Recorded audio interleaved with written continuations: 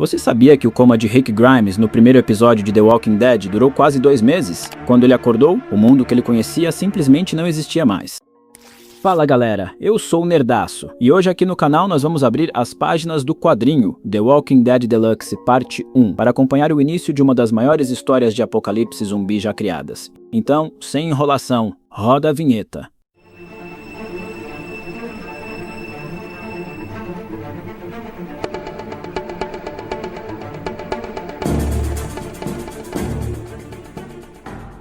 A história começa com o oficial de polícia Rick Grimes e seu parceiro Shane em um intenso tiroteio contra um criminoso. Só que, durante o confronto, as coisas dão errado e Rick é gravemente ferido por um tiro, perdendo a consciência logo em seguida. Ele desperta algum tempo depois em uma cama de hospital, sozinho em um quarto cercado por um silêncio absoluto. Ao tentar buscar ajuda, Rick descobre que o hospital está totalmente abandonado e repleto de cadáveres espalhados pelos corredores. Ele caminha até uma porta trancada. Ao abri-la, tudo fica ainda mais aterrorizante. Rick se depara com uma sala repleta de cadáveres, mas esses são diferentes. Eles estão se movendo e vindo em sua direção. Sem tempo para pensar, Rick cai no chão e é atacado.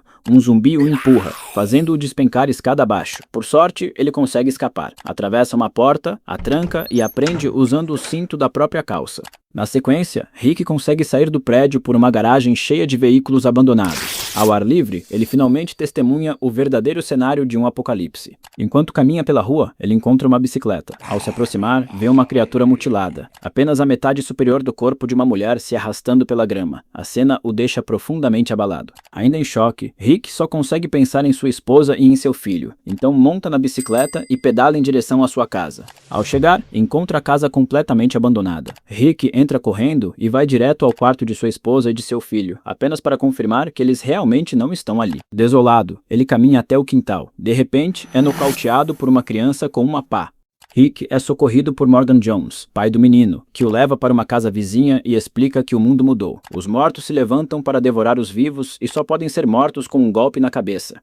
Morgan conta que grandes cidades como Atlanta prometeram segurança, fazendo Rick acreditar que sua família fugiu para lá. Depois de se recuperar, Rick leva Morgan e Duane até a delegacia local para se equiparem com armas, munição e veículos. Após dividirem os suprimentos, Rick decide seguir sozinho para Atlanta. Mas, antes de deixar a cidade, ele retorna até aquela mulher mutilada e, em um último ato de misericórdia, atira em sua cabeça para acabar com seu sofrimento.